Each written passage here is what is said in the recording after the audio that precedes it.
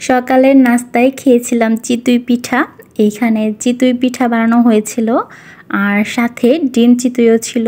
সকালের নাস্তায় বা সন্ধ্যার নাস্তায় চিতই পিঠা খেতে কিন্তু খুবই ভালো লাগে, বিশেষ করে শীতের দিনে। আর এটা আমাদের প্রায়ই খাওয়া হয় সকালে আর সন্ধ্যায়। আমার কাছে হচ্ছে ডিম চিতইটা বেশি মজা লাগে, এই কারণে ডিম চিতই বানিয়েছিলাম। আর ডিম চিতই বানানোর সময় উপরে একটু ম্যাগি মশলা বা ধনিয়া পাতা দিলে এটার টেস্ট দ্বিগুণ বেড়ে যায়।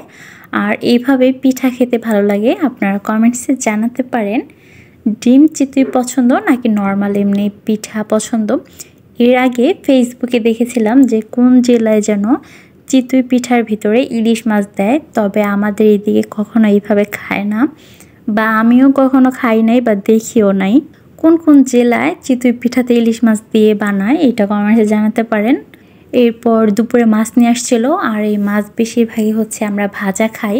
আর ভাজা মাছ আমাদের সবারই বেশি পছন্দ। এটাও জানতে পারেন যে আপনাদের কাছে মাছের তরকারি খেতে ভালো লাগে না ভাজা মাছ খেতে ভালো লাগে।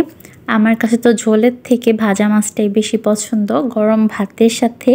আর সন্ধ্যার দিকে খেয়েছিলাম বাঁধাকপির পাকোড়া। এখানে হচ্ছে বাঁধাকপি চিকন করে কেটে নিতে হয়, সাথে আলু, ধনিয়া পাতা, হলুদের গুঁড়া, মরিচের গুঁড়া, পরিমাণ মতো লবণ আর ময়দা দিয়ে মাখিয়ে নিতে হয়। সাথে একটু চালের গুঁড়া দিলেও অনেক ভালো হয়, এটা বেশি ক্রিস্পি হয়। আর এটা চাইলে আপনারা অল্প তেলেও ভেজে নিতে পারেন বা ডুবো তেলেও ভেজে নিতে পারেন। এর সাথে রং চা বানিয়েছিলাম। রং চার সাথে পাকোড়া খেতে বেশি মজা লাগে। দুধ চাটা আমার তেমন একটা পছন্দ না, তবে রং চাটা অনেক পছন্দ। আর এই জবাটা আমার দেখা সব থেকে সুন্দর জবা।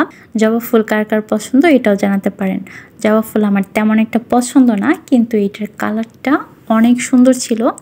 ভিডিওটি যারা আমার ফেসবুক পেজ থেকে দেখছেন তারা আমার পেজটি ফলো করে দিবেন, আর যারা আমার ইউটিউব চ্যানেল থেকে দেখছেন তারা আমার ইউটিউব চ্যানেলটি সাবস্ক্রাইব করে দিবেন।